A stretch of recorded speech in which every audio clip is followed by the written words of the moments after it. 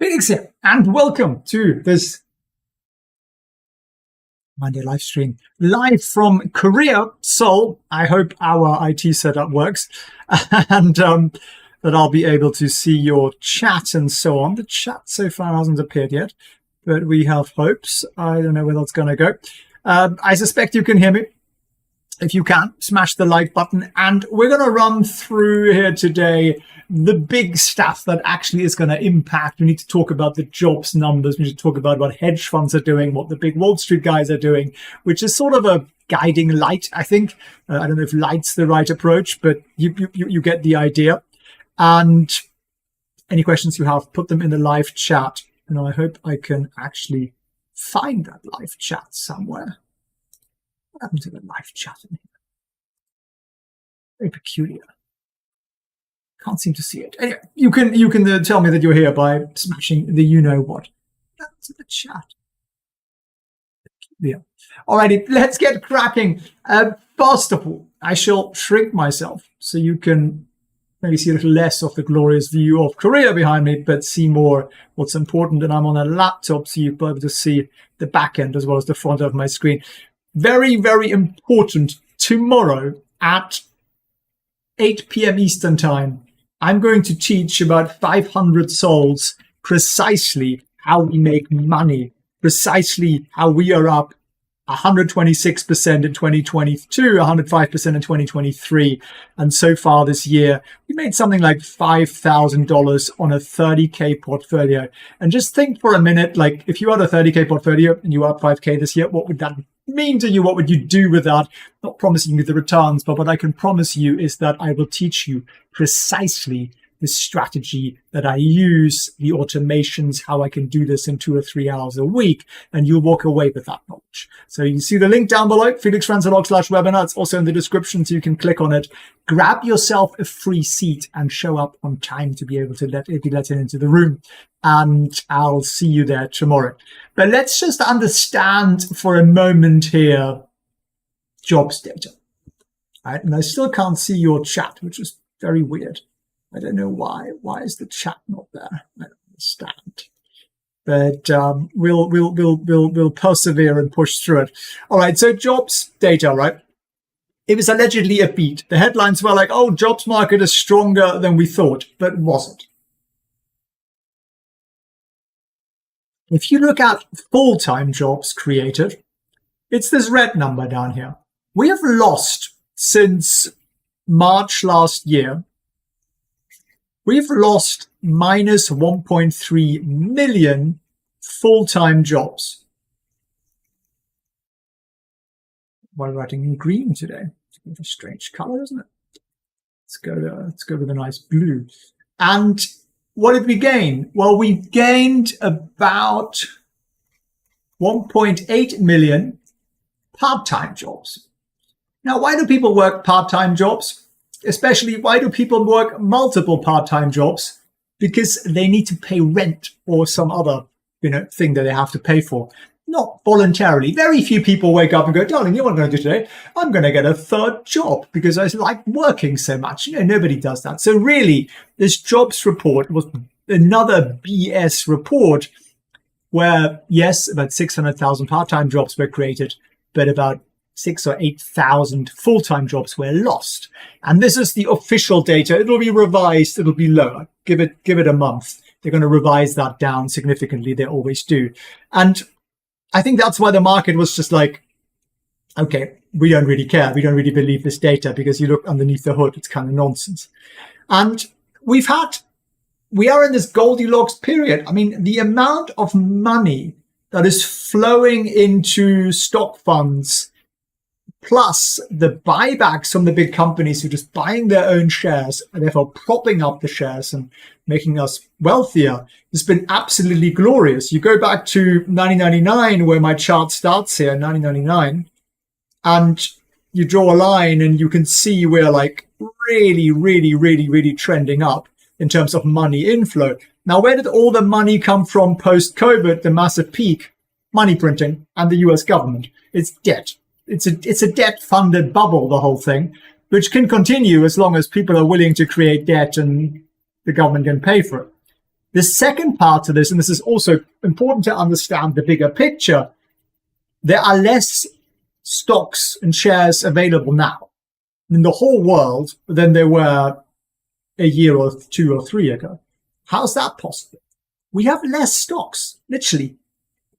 There is a decline in the number of stocks. How does that work? Well, buybacks mostly.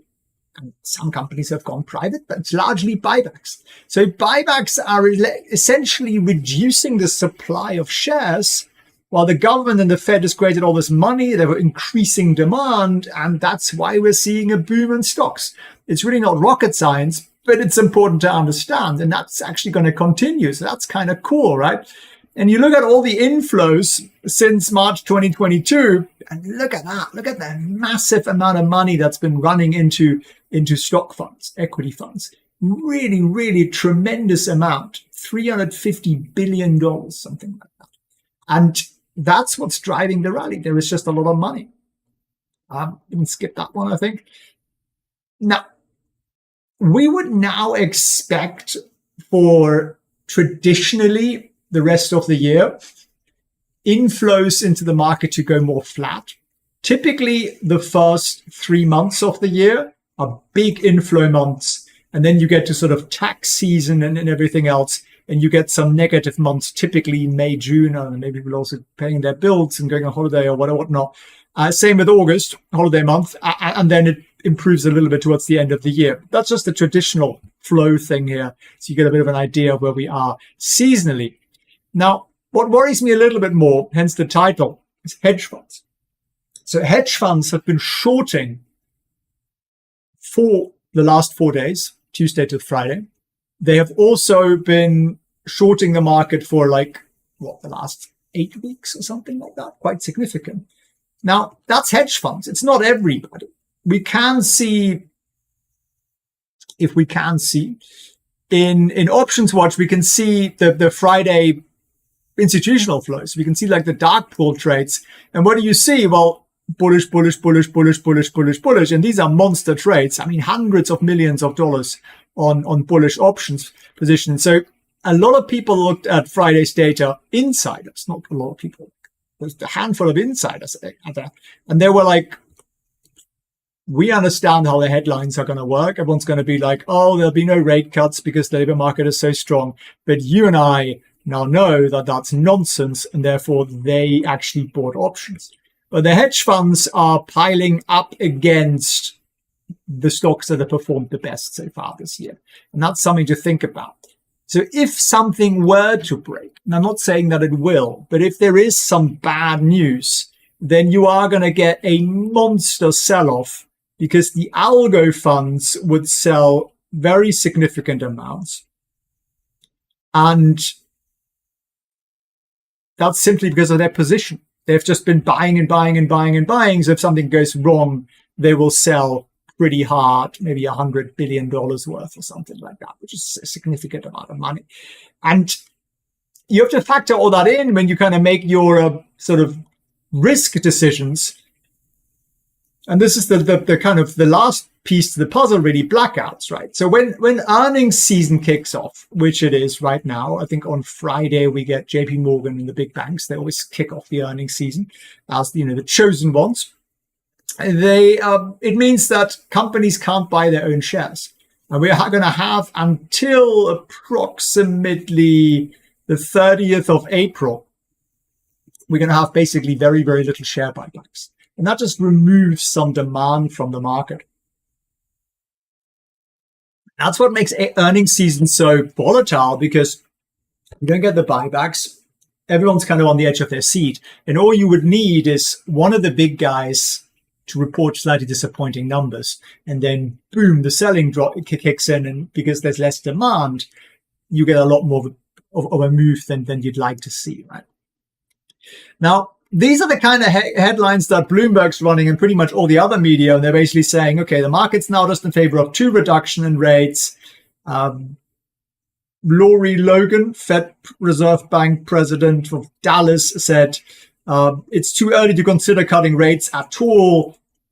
And again, like, that's not actually saying anything different, right? That's just saying, I'm not thinking about it today. She's not saying I'm ruling it out.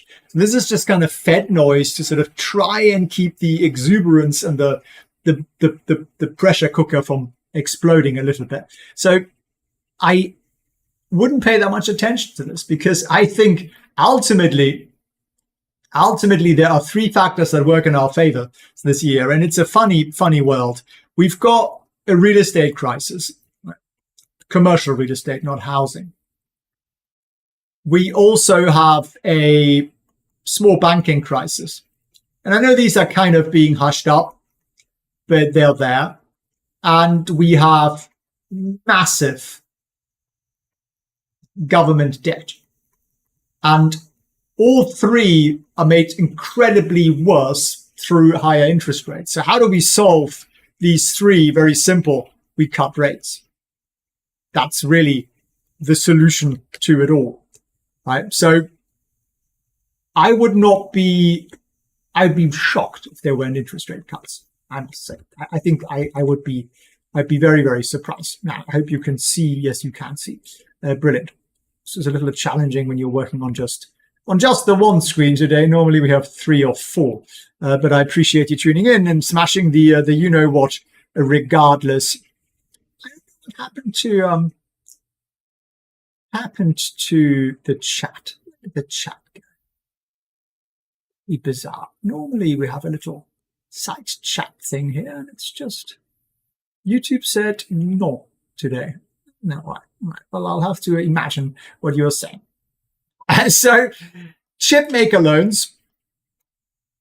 So the US is giving TSMC $6.6 billion in grants and $5 billion in loans. That's $11.6 billion to convince them to build a factory in Arizona. I mean, Arizona must be such an unfriendly place to do business in that you got to give someone $11 billion to build a factory. Very, very, very bizarre. So they're going to construct a third factory in Phoenix, adding 2 facilities, and that's going to come into production in 2025 and 2028. Apparently TSMC is going to put 65 billion. Okay, 65 billion is a significant amount. Maybe 11 billion isn't that insane. And it's just a sort of onshoring thing that we're talking about, right? Bringing stuff back. Take a screenshot of this. It's an hour newsletter that comes out like 2 or 3 times a week, Trading Floor Whispers. And we put in here the game plan for the week in terms of support. So we're bullish above 5225. We are neutral between 5100 and 5225. And we're freaking the hell out and buying sardines and stocking up on ammo below 5,100. And that basically gives us an idea of how we set up trades. So I'm not going to take a screenshot of that. I'll simply go and subscribe to the newsletter. I do want to talk Tesla, absolutely. But if you haven't already, do sign up to the live trading training if you want to know how we made like 5K on a 30K portfolio so far this year and 100 plus return on capital employed in each of the last 2 years that we started to properly track things. Please do. Now, I am missing your comments. So I'm going to go on YouTube and find the video that we're on. Must be there. Felix friends, Felix deep voice. Who's that? It's a little bit dodgy, doesn't it? Where are we, my friends? We must be here somewhere. Let's have a look on our channel. And see if we can see. Here we are. Live. There we go. Let's see that. I'm going to pause that and see the comments. The comments today. You think we turned them off by accident? Customization. Anyone can send a message. Live chat. Oh dear. Okay, that's what we always do, subscribers. Otherwise, we get too much spam in here. All right, brilliant, guys. Okay, there we are. The chat is on. You are no longer muzzled. Take off the face cloth and that kind of thing. So welcome once again to now an interactive live session, which is always my intention. Now, I want to talk a little bit about Tesla, and then obviously we're going to look at the live market and everything else and pre-market, which isn't looking terrible, by the way. So rest, you can be calm. So Tesla's big promise had been the 25K car, right? Now, Elon's announced that on the 8th of the 8th, auspicious day in some places, he's going to make some sort of announcements with regards to the robo-taxi. Now, why would he do that? And why would he potentially put the 25K car a little bit on the back burner? Well, I think it's a smart, very strategic move. A robo-taxi does what? A robo-taxi brings in recurring revenue. The market loves recurring revenue because you can create a crazy ass multiplier on that, like a Netflix sort of type valuation, or like an Uber valuation is perhaps the better example. Whereas with a car, well, you're going to get a 20% margin if you're lucky, and that'll be that. What do you get with a robo-taxi? What's your recurring revenue on some sort of subscription? Well, it's probably 70% margin on that.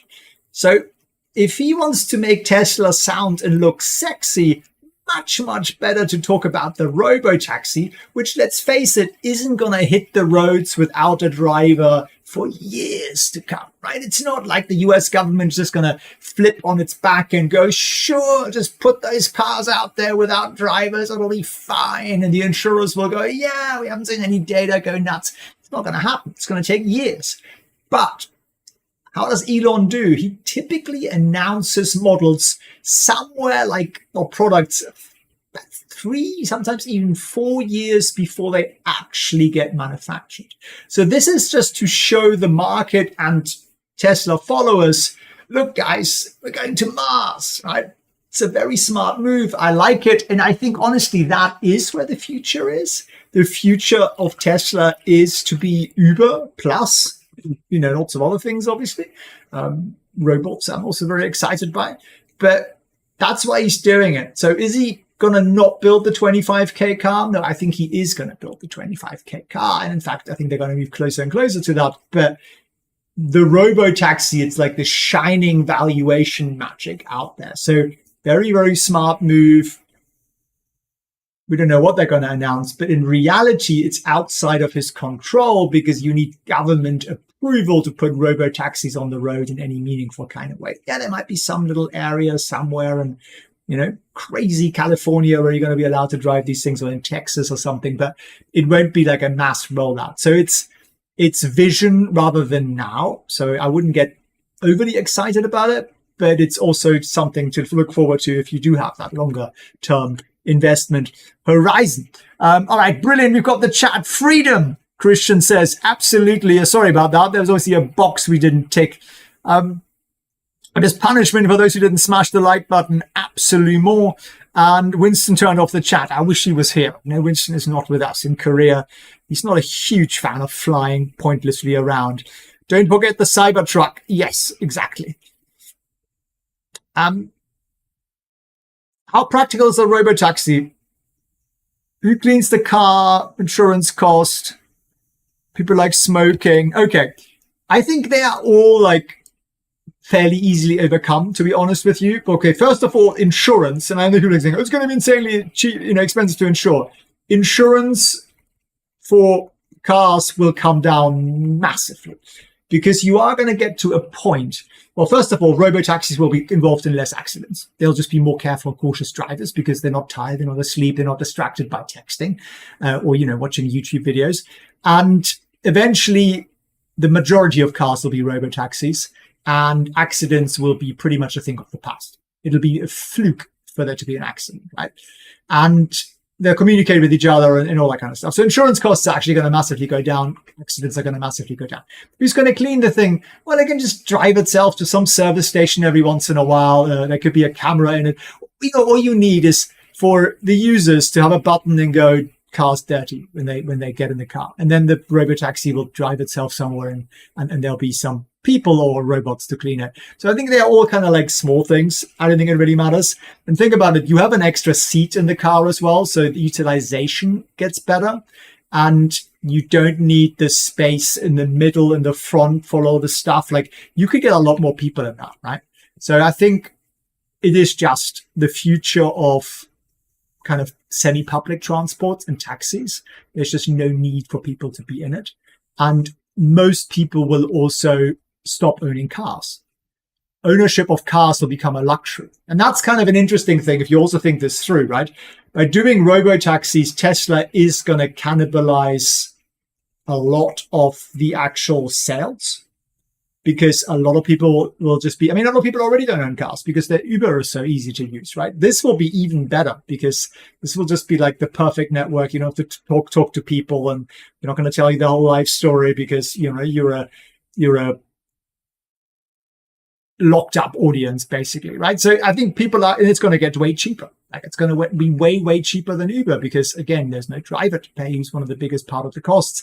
You get more people into it and everything else, and it'll be more efficient. So I think that is just the future. And yeah, sure, people will drive for fun. They drive luxury cars and everything, but I'm of the opinion that the robo-taxis are very much the future.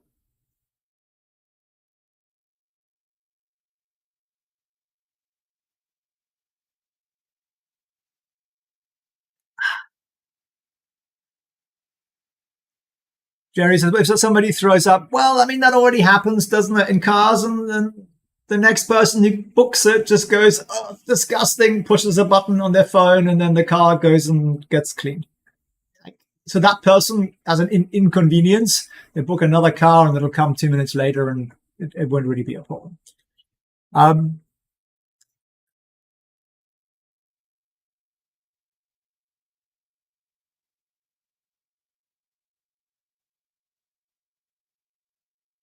Exactly. Love all your comments, guys. If you haven't already, make sure you are signed up for our live trading training on tomorrow.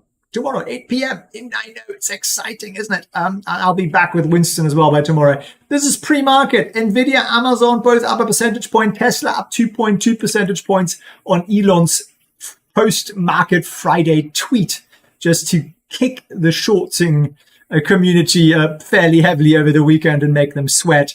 Apple just flat, basically. Microsoft, Google flat, Meta up just a touch. AMD down 0.8%. And other than that, the market looks actually pretty good. And as I did say, we can see that on Friday, we saw some very, very significant institutional buying here. I mean, these are not normal trade sizes. So people were, I think, initially taking profits. And now they are, they're bullish trades, essentially. Don't buy a $5,000 call because you think the market's going to collapse. And there's a lot of bullishness in here, even on Meta and on mostly SPX and SPY, because that's where the biggest trades sit. Amazon also calls. And you can get your hands on this data, by the way, through optionswatch.io. Link probably also somewhere down below. Otherwise, yeah, optionswatch.io. Any questions, folks? Pop them into the chat. Any stocks you want to look at? Markets opens in 6 minutes. Here's Ethereum up 6%, which is kind of exciting. Let's have a look at the Tesla chart here, pre-market. Let's look at a 5-minute chart. And yeah, this was the Elon tweet. You see that? And stock went up from 164 to 173 and gained $10. That's like 8% or something post-market.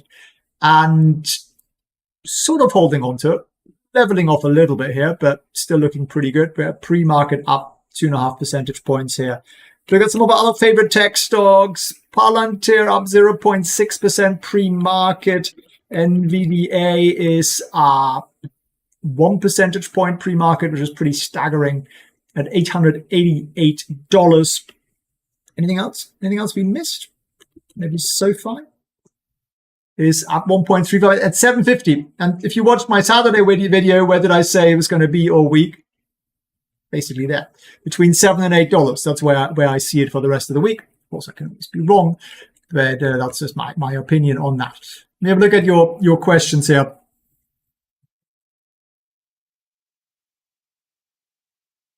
Best food in Korea yet? Oh, we went to an amazing place yesterday called Legume, which is I think a Korean chef who'd been in France, and they made like, I don't know, 14 courses, something like that. Just extraordinary, like 14 courses of art. That was definitely the best food of the trip so far.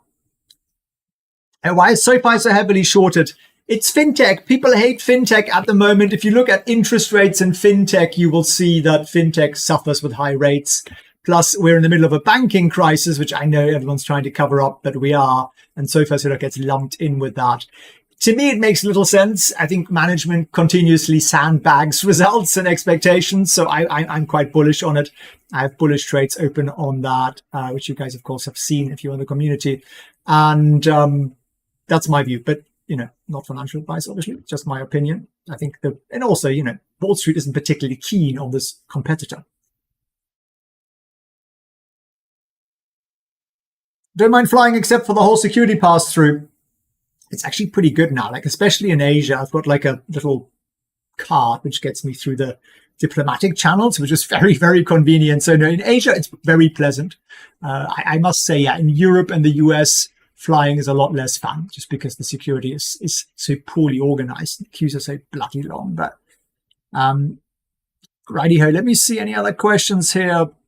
PayPal. Yeah, I'm glad to have a look at PayPal for sure. Sorry about the window flicking today on one screen as we are in Korea. And PayPal up 0.4%. So not really a lot of movement there. It's just kind of bullish consolidation. That's really all we want. Carry ourselves flat into earnings at the end of the month, and then hoping that management is going to start to feed us little tidbits of good news. That's really what we're hoping for. And that would then make us break over $68, in which case we're probably once again going to take some profits and set up some more trades. PayPal making us some nice money this year. And yeah, let me see your questions, chaps. Wow, Options Watch is so much different today. Julia, I appreciate that. Lots more coming. Literally, there's a lot of stuff coming. We're reworking a lot of it, and we're continuously appreciating your feedback and to make it better and easier to use and easier to understand and everything. So do let us know what we can do to make the tool more useful for you. You get Winston professionally groomed. Absolutely. Professional grooming for Winston is lying in mud, rolling around in something smelly, going for a swim, and then shaking the sand off in the living room. That's pretty much Winston's idea of grooming. No, I'm not a big fan of dog washing, to be honest with you. At one point, I didn't wash them for a year and a half. And I think it's very good for them because they built this like oiliness and protective coat, and he didn't get ticks. He didn't get any bites. Yeah, I think it's very healthy. If you watch him a lot, then, he gets ticks and fleas and all sorts. So I just think less cleanliness is quite good. We brush him every day. And I think that's kind of a good thing to do. Occasionally he gets too smelly because he'll roll in. We have wild boar in Hong Kong, and he loves rolling in there, and then he just smells too bad. So you have to wash him. But no, I wouldn't really wash a dog more than maybe every 6 weeks or something like that. I just don't think it's required. Just brush him down. And, well, he goes for swims every day. That also helps a lot. But no professional dog grooming for W. He would be most upset by that. Server IP address not found for the SoFi document, says Cody. Okay, I appreciate that. Let me check that out after the call. Thank you. Where are you? Different background today. I'm in Seoul, in South Korea, which is lovely. Honestly, really lovely. Been here since Friday now. You see a little bit of city there behind us. That's the bridge behind there. Is that? And then on the other side is Gangnam, which is the CBD. And of course, you have to dance when you say that. We were just over there for dinner. And this is sort of the more kind of residential, calmer area with parks and the Imperial Palace and lots of cherry blossoms. And it's quite lovely, actually. Really quite nice. Did a little bit of a mini hike on Friday along the old city wall. And it's a really lovely place. Nice people, really nice food. And we've been quite lucky with the weather. But tomorrow we're heading back home, and then heading out again the week after to somewhere a lot more interesting and tropical and beautiful. And I'll share it with you. I'll record some bits and rub it in. But seriously, like if you want to be in a place where you're no longer thinking, how do I have holidays? How do I get to travel? How do I have the funds to do that? It's only one solution, and it's you gotta have an extra income stream. It's as simple as that. You just have to have the extra income stream. And if you want to learn the way I do it, come and join me tomorrow, 8 p.m. Eastern time, felixschwanz.org/webinar. Learn my 3-step system. This is for beginners. I assume zero knowledge. You get the whole system that I use, the automations and everything else, and how we make money, and how we're up like $5,000 on a 30K portfolio so far this year. Did 100% plus ROCE on both of the last 2 years. And I'm not promising you these returns. I'm just sharing with you what I do and how I do it. So if you want to learn that, the whole thing, nothing held back, then come and join me. felixschwanz.org/webinar, and extra income streams allow me to do this on a whim when I want to.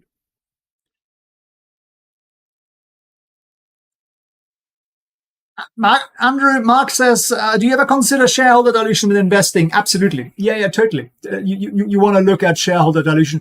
A good metric is shareholder yield, which takes that into account.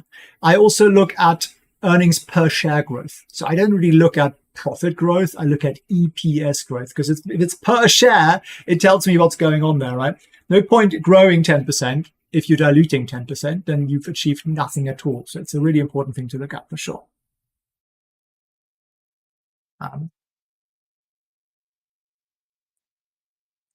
Brandon Boseo, you're Korean. Brilliant. You can see your place. Okay, fantastic. From the view here, then you probably know where I am. Julia, you got your onboarding call today. Brilliant. Fantastic, Julia. Very glad that's happening for you. The market's open, and the UK dogs roll in fox poo. That smells bad. Yeah. We were in London in the summer. Kensington Garden, it's full of foxes, and the dogs smell terrible. I mean, really. Yeah, we have to watch them quite a lot with that. Not a lot you can do about that unless you want to make them coats, and golden retrievers will just roll with the stinkiest stuff that's out there. Alrighty, do you want to see the live market? Let me share my screen with you. Okay, so market's open. This is pre-market. This is live market. Let me just hit refresh to make sure we're looking at the right data. And what do we got? Apple down a touch, Meta down a touch, Google up a little, 0.7%, Amazon 1% up, Tesla holding up 2.5% on the announcement that there will be a robotaxi announcement on the 8th of August this year, which is, I think, a really nice way of leading the market by the nose. That man is a very, very smart man, which is why he's the richest man in the world, or the second richest, depending on how many handbags LVMH sells that week.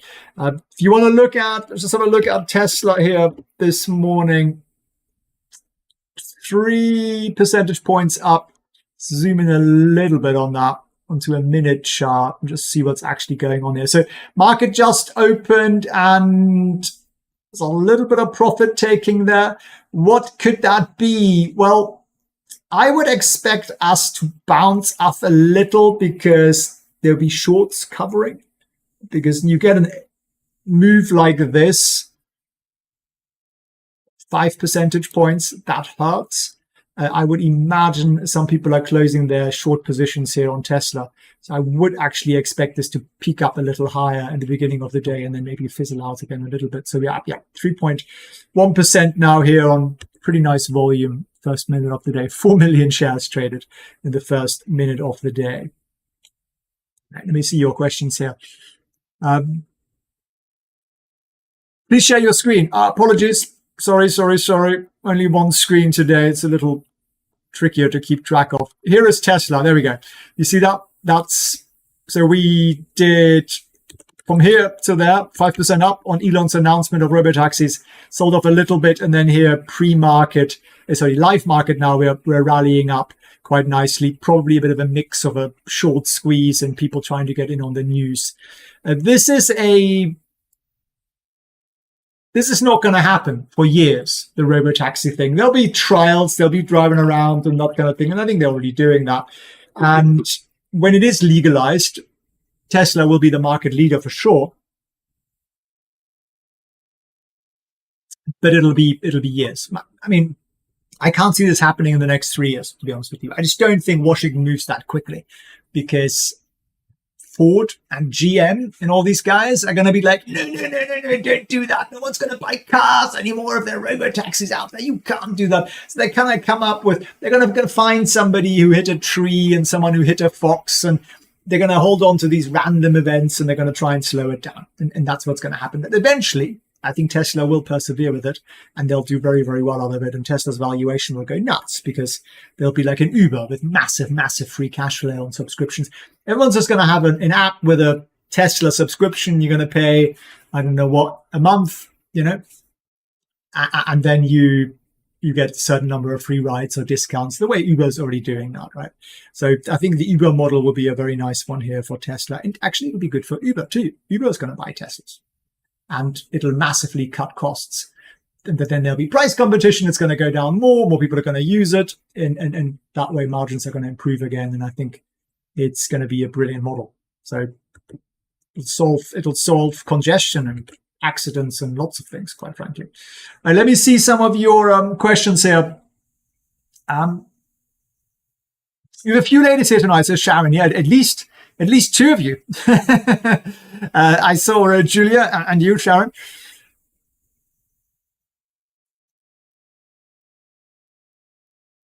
Malik says, please hit the like button. Thank you very much. So far it's going up.